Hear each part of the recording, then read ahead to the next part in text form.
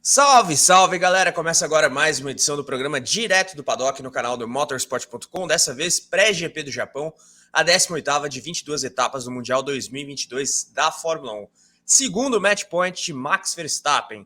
É isso aí, em Suzuka, o holandês da Red Bull pode finalmente conquistar o seu segundo título mundial. Já teve essa possibilidade na última etapa em Singapura, mas em Marina Bay a corrida não foi das melhores para o piloto de 25 anos. Agora em Suzuka, palco de decisões bastante icônicas da Fórmula 1, o Max pode de fato se consagrar bicampeão da categoria numa etapa especial também para a Red Bull, que volta a ter o nome da Honda estampado aí no seu carro em Suzuka, palco não só de grandes decisões, mas de grandes corridas também. Hoje, por conta aí dessa programação distinta do GP do Japão, claro, de madrugada, o negócio é um pouco diferente do que a gente tem como padrão na Fórmula 1, considerando os fusos horários, a gente vai fazer uma versão, um pouquinho diferente aqui do Direto do Paddock, né?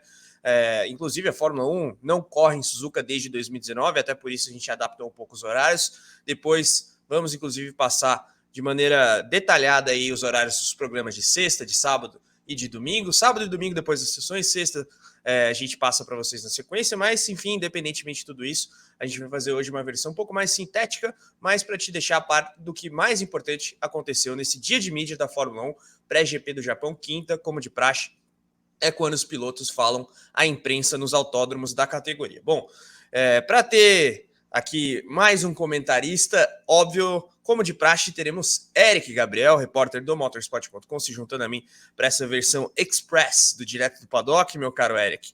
E o principal destaque do dia, eu diria, digamos assim, comentários. São, na verdade, os comentários de dois dos principais pilotos da Fórmula 1 sobre a Federação Internacional de Automobilismo, ou melhor dizendo, sobre essa investigação que a FIA faz sobre a possibilidade de a Red Bull, em especial, ter extrapolado o teto de gastos da Fórmula 1. A Aston também está no meio desse bolo, mas claro, do ponto de vista desportivo e até político, ela acaba ficando em segundo plano. Meu caro Eric, seja muito bem-vindo. Queria que você explicasse o contexto dessa história toda e o que Hamilton, que está na tela, e Fernando Alonso disseram. Claro, isso tudo impactando a Red Bull, que é líder do Mundial de Construtores e está arrumando aí para o seu título de equipes em 2022. Foi campeã com o Max ano passado.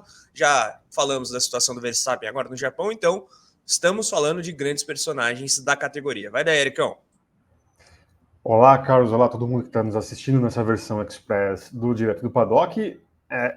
Hamilton e Alonso eles foram para caminhos, diríamos até diferentes, bem opostos, né? O Hamilton, ele meio que coloca até a FIA contra a parede, se a gente for analisar, porque ele comenta que, por conta de uma pequena atualização, por exemplo, que custaria a Mercedes $500 mil, a sorte dele em 2021 poderia ter sido diferente, né? Ele poderia ter a Mercedes teria um carro melhor desenvolvido e aí também, no caso, aumentariam as chances de título contra Max Verstappen em 2021, né? E aí vou até reproduzir o que ele falou na entrevista coletiva, Carlão, que é de certa maneira bem impactante, né?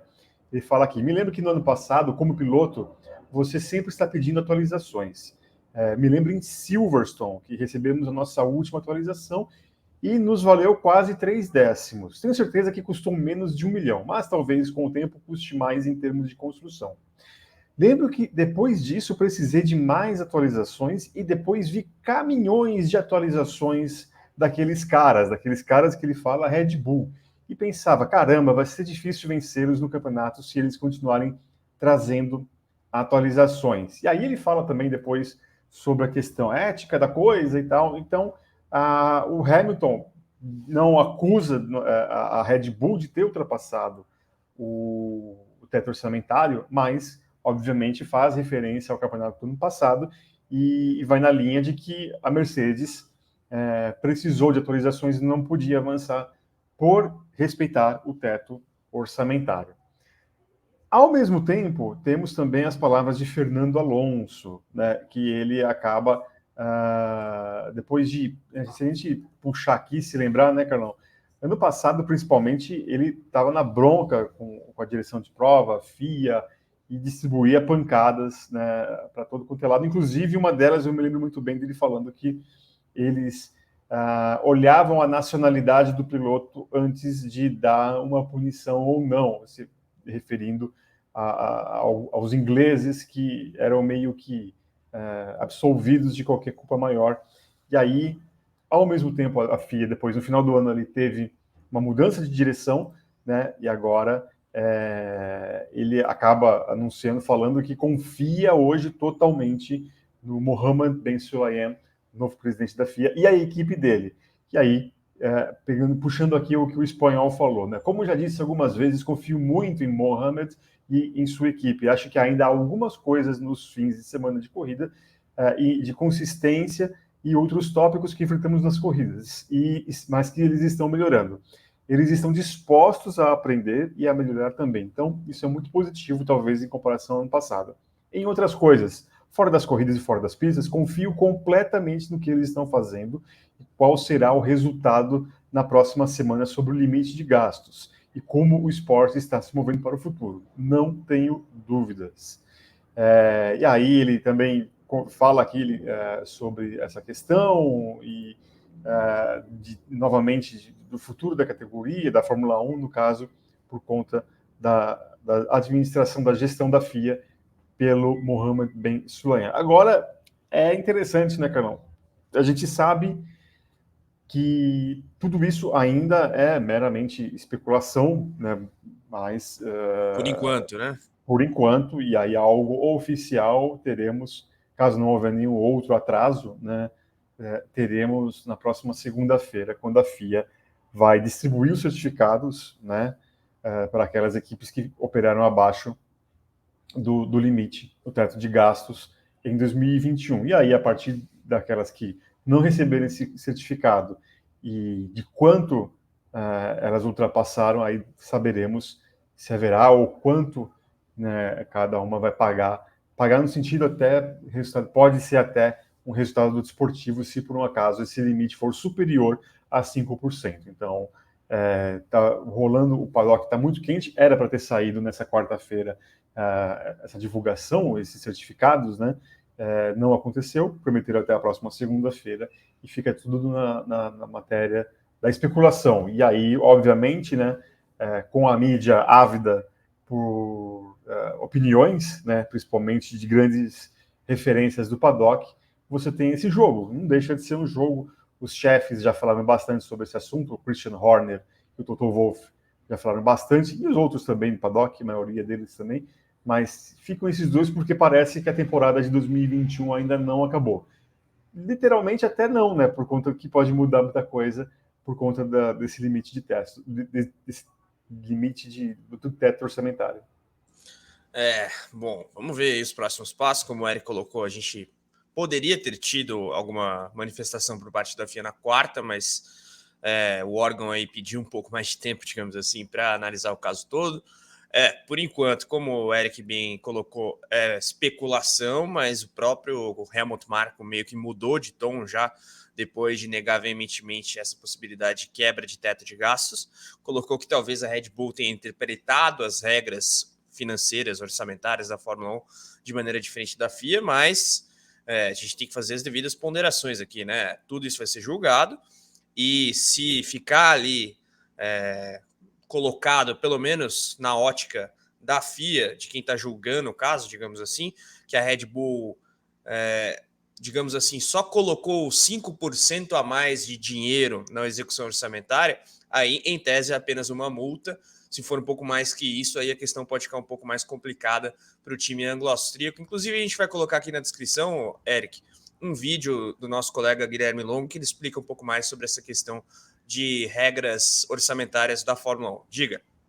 Só pelo que foi falado, né, na segunda-feira a gente vai saber quem passou. Né? Aquelas equipes que não passaram, ainda haverá uma audiência para se analisar os porquês. Quem passou no teste, né? Quem está com tudo tranquilo, é isso que quer dizer. Exatamente. Você vai receber o certificado ali como se fosse um diplominha. Parabéns, você operou abaixo do limite do teto orçamentário e tal. E aquelas equipes que, se tivermos, né? Aquelas equipes que não passarem, vai haver uma audiência aí naquele ponto vai se decidir se vai haver punição ou não. É isso aí. Bom, e alheio a tudo isso, o Verstappen chega aí em Suzuka, podendo ser bicampeão mundial, como a gente destacou na abertura do programa, mas o piloto holandês da Red Bull, que precisa vencer para ser campeão já nesse fim de semana, não está assim tão otimista e vê uma tarefa difícil à frente para levantar a taça já em Suzuka. Que história é essa, Ericão? O Verstappen ainda dá mostras, isso que é interessante de você ter uma corrida já no fim de semana seguinte à outra, né? Por conta de a corrida anterior ainda está muito quente na memória e no coração dos pilotos, né?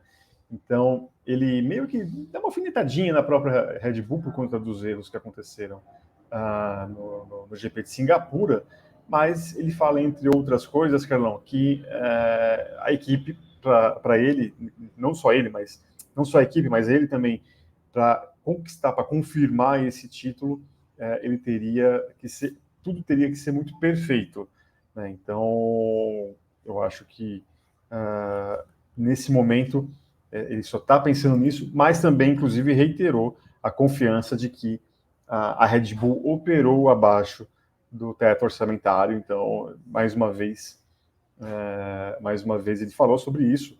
Ele já tinha falado sobre isso em Singapura, falando que quem estava falando mal, especulando aí a Red Bull, tinha que calar a boca. Então, nesse momento, ele foi mais polido, disse que confia, mas ele falou, ele ainda se referiu ainda, inclusive, à questão do quali do GP de Singapura, que a equipe não pode mais errar no cálculo ali do combustível, né? Mas, entre outras palavras, ele falou que para acontecer tudo isso, ele precisa ser a corrida da Red Bull e dele precisa ser perfeita. É isso aí. Bom, vamos ver. Max precisa vencer, como eu disse. Se você quer saber se a Red Bull é favorita, confira nosso programa Telemetria ontem com o Rico Penteado, engenheiro brasileiro que por tantos anos chefiou o departamento de motores da Renault na F1. E é interessante também a gente analisar rapidamente o retrospecto de decisões da Fórmula 1 no Japão, né? A gente teve 13 títulos consagrados aí em terras nipônicas, o primeiro deles em 1976, 7-6, portanto, com James Hunt vencendo o campeonato daquele ano, depois do abandono do Niki Lauda em Fuji, né? Naquela corrida não foi disputada em Suzuka, a gente relembra todo o contexto da temporada, teve o acidente do Lauda em Nürburgring, ele conseguiu voltar, mas uma corrida chuvosa em Fuji ele acabou abandonando por questões de segurança. James Hunt também fez uma grande prova para conseguir conquistar aquele título. Depois, já em Suzuka, a gente teve aí 4 títulos para o Brasil, 3 deles para a Senna, mas o primeiro para Nelson Piquet, ele que foi campeão na etapa japonesa de 1987, conquistando seu terceiro e último título depois de um fim de semana desastroso do Nigel Mansell. Se eu te falar que eu lembro desse título, vai ficar feio. Entrega. Entrega, né? Mas eu lembro muito. é uma entrega boa, uma entrega positiva. Eu não assisti a corrida, obviamente, minha idade, 7 anos apenas, mas eu lembro muito da empolgação de Galvão Bueno na manhã seguinte, falando do título de Nelson Piquet. Galvão gostava do Nelson. Outros tempos, vamos colocar dessa forma. Depois teve, sim, o título daquele que eu acho que o Galvão venera em alto e bom som até hoje, Ayrton Senna. O Senna, aliás, conquistou seus 3 títulos em Suzuka e perdeu um deles, digamos assim, se é que dá para colocar dessa forma, também na pista japonesa. Claro, a gente lembra, 88 ele ganhou tranquilo, digamos, embora já com uma rivalidade grande com o Prost, seu companheiro de McLaren, piloto francês. Depois, em 89, o Alain bate propositalmente no Senna para ficar com a taça. Depois tem todo aquele rolo da FISA na época, né, com o Jean-Marie Balestre e companhia limitada, que vocês já conhecem. Inclusive tem matéria falando disso no motorsport.com, nosso site, vale a pena conferir. 91, Senna conquistando seu terceiro título. 90, aliás, ele dá o troco no Prost, o Prost já na Ferrari em 1990. 91, Senna conquista seu terceiro título. Depois a gente teve em 1994, mas não no GP do Japão, no GP do Pacífico, o título de Michael Schumacher, o primeiro de 2 consecutivos com a Benetton no circuito de Aida. Não era GP do Japão, mas foi em terras japonesas, então entra na conta, digamos assim.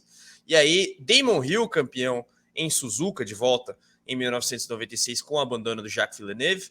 Mika Hakkinen, seus 2 títulos pela McLaren foram em Suzuka, 98 e 99, o Hill campeão pela Williams. Schumacher conquista o primeiro de seus 5 títulos pela Ferrari com uma rodada de antecipação em Suzuka em 2000, depois ele ganha em 2003 também, em terras japonesas, dessa vez com um pouco mais de emoção, e na rodada final, aquele título ficou decidido com 2 pontos apenas de vantagem para o Schumacher frente ao finlandês Kimi Raikkonen da McLaren, e aí o Sebastian Vettel é consagrado campeão, bicampeão no caso, em 2011, na 15ª de 19 rodadas. Aquele campeonato, de fato, o carro da Red Bull era um negócio absurdo. Agora, falando aí do time anglo-austríaco, aproveitando o gancho, já que citamos esse bicampeonato do Vettel, a matemática do título do Verstappen, do outro lado da garagem, digamos, o companheiro do holandês que está na tela, estou falando, claro, do mexicano Sérgio Pérez, fez uma declaração aí, no mínimo interessante, que vale aí o registro aqui do nosso Direto do Paddock pré-GP japonês. Explica para a galera, meu caro Eric. O vencedor do GP de Singapura, às vezes a gente esquece um pouquinho, mas quem venceu foi o Sérgio Pérez, falando que aparentemente os pilotos latinos eles enfrentam mais críticas, né? Então ele fala que acho que sempre que você tem uma corrida ruim, um pouco ruim, como qualquer outro piloto, às vezes você pode ver isso com os pilotos latinos. Você pode ouvir um pouco mais de críticas quando houve apenas algumas corridas. Não é como se o ano tivesse acabado. Você vê com outros pilotos, eles têm problemas semelhantes e quase não são falados. Então, às vezes, eu me sinto assim.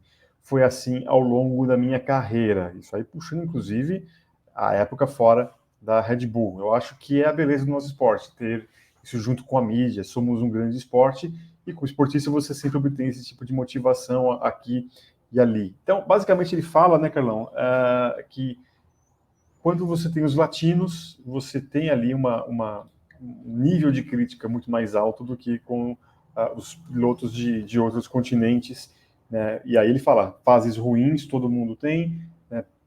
Sequência de corridas ruins todo mundo tem, mas ele diz que sente que quando é com ele ou com algum outro piloto latino, a coisa sobe um pouquinho de tom. Olha, interessante essa declaração. A gente teria que analisar o retrospecto aí de latinos da Fórmula 1, mas quando você explicou aí, trouxe o que disse o Pérez, me lembrei imediatamente do Pastor Maldonado. Explico por quê. Claro, era um piloto Aí também fica difícil, né? questionável. Não, mas, cara, vamos lá. Era um cara que batia bastante, era um cara um tanto caricato enquanto pessoa também, mas não sei se isso depõe contra o que diz o Pérez, talvez depõe até a favor. Mas, de igual forma, era um cara rápido, venceu corrida, fez boas classificações. E o meu ponto aqui não é defender o Maldonado. Quantos pilotos europeus a gente teve tão atrapalhados quanto o venezuelano, que talvez não fossem tão rápidos e que de forma alguma foram tão estigmatizados. Enquanto você falava, eu pensei no Maldonado e também tentei fazer um meia-culpa em relação ao meu raciocínio, no seguinte sentido. Talvez o Maldonado sofresse muito preconceito aqui no Brasil, mas não, era um negócio internacional.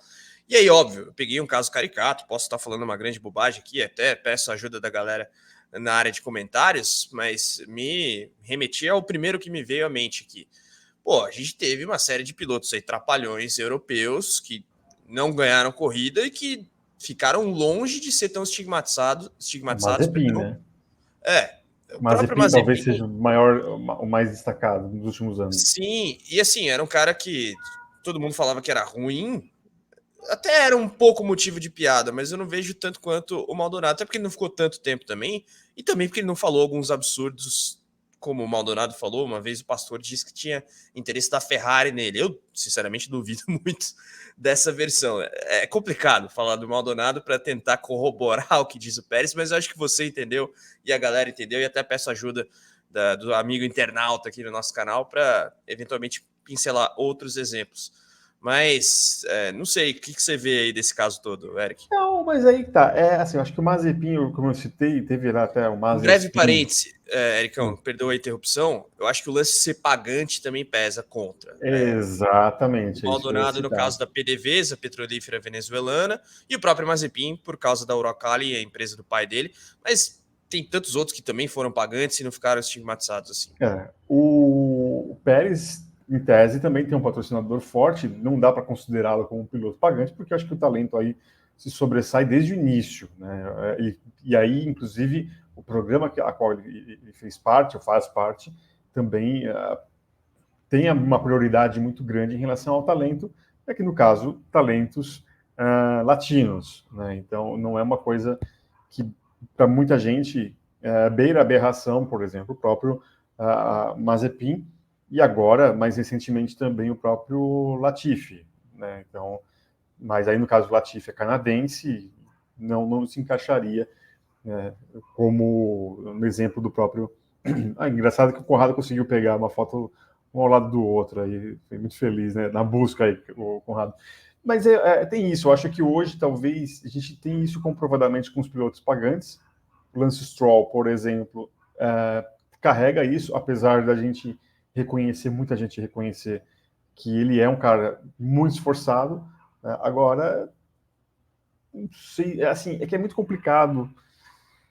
A gente também tem que saber o nível de quem que ele está falando, a quem ele está se referindo. E tem uma outra coisa também para fechar. Tem também a questão assim, o Pérez, ele sempre está brigando pela vitória. Então, no discurso dele poxa, eu não consigo chegar na vitória, não consigo ficar num pódio durante 2, 3, 4 corridas, eu já recebo uma crítica maior, e outros pilotos fazem a mesma coisa que eu. Não necessariamente são esses pilotos que a gente está citando aqui, apesar da vitória do GP da Espanha de 2012 do Maldonado, mas geralmente esses mais caricatos hoje também, além de serem pagantes, estão sempre lá atrás. Eles não correm risco de vencer, como acontece mais vezes com o Pérez. Peguei aqui rapidamente só para citar alguns outros pilotos latino-americanos, né? A gente teve o Juan Pablo Montoya, grande piloto, mas um tanto estigmatizado, embora talvez com relativa justiça, porque de fato era um cara particular, para dizer assim. Óbvio, a gente pode citar os argentinos, com destaque para o Juan Manuel Fangio, mas aí eu acho que ninguém se atreveria a criticar. Brasileiros temos vários, acho que nem vale colocar aqui uma lista. Gaston Mazzacani, da Argentina, o Salazar, o Salazar chileno, que inclusive teve uma altercação breve ali com o Nelson Piquet. Bom, tem vários. Altercação. Esteban Tuero, o Fontana, enfim, tem uma listinha aqui, mas enfim, eu acho que está devidamente registrado aqui o ponto do Sérgio Pérez. Agora, rapidamente passando pela Ferrari, a gente abordou a situação da Mercedes e da Red Bull, na Mercedes trazendo o depoimento aí do Hamilton, Red Bull tratando do Max e do próprio Sérgio. Na Ferrari, o principal destaque do dia, em termos de falas, a imprensa foi Carlos Sainz, que colocou um ponto importante aí com relação, eu diria até a perspectiva de futuro do time de Maranello. Eric. Com certeza. Eu não sei se foi você ou o Guilherme que comentou isso, né, que seria importante a Ferrari ter uma vitória até o fim do ano. Parece que ele estava ouvindo os nossos comentários aí, Carlão, e ele falou exatamente sobre isso durante a coletiva de imprensa desta quinta-feira. Ele ressaltou durante o papo ali com os jornalistas que seria muito interessante e que nesse momento, para 2023, começar com um ânimo bacana, pelo menos a Ferrari conseguisse vencer pelo menos mais uma vez em 2022, para que todo aquele trabalho que vem sendo feito ali também tivesse ali uma correspondência ali para todo mundo, pelo menos assim, não está tão tudo errado assim, e aí para 2023 ganhando um novo ânimo. Então eu acho que essa questão aí, talvez o novo objetivo da Ferrari, obviamente até também se livrar um pouco da Mercedes na questão do segundo lugar do campeonato de construtores, mas para dar uma animada para o pessoal ganhar em alguma das 5 pistas que ainda restam. Quero saber da galera. Pessoal, comentários aqui. Ferrari vence ainda em 2022. O que vocês esperam do time de Maranello para essa etapa do Japão? Mandem suas visões aqui. Curtida no Direto do Paddock de hoje, em formato diferente por conta dos horários aí do GP do Japão. E claro, amanhã a gente tem o Sexta Livre. Eu prometi o horário, 10 da manhã, ao vivo, sim, o Sexta Livre, para falar das sessões práticas em Suzuka, treinos livres 1 e 2, e claro, no fim de semana, logo após as sessões de classificação e a corrida, obviamente a gente tem, como de praxe, terminada a quali e a prova no Japão, a gente coloca os nossos programas, ao vivo aqui no canal do Motorsport no YouTube. Q4 com análise do grid no sábado, madrugada de sábado, de sexta para sábado no caso, e depois no domingo, madrugada de sábado para domingo.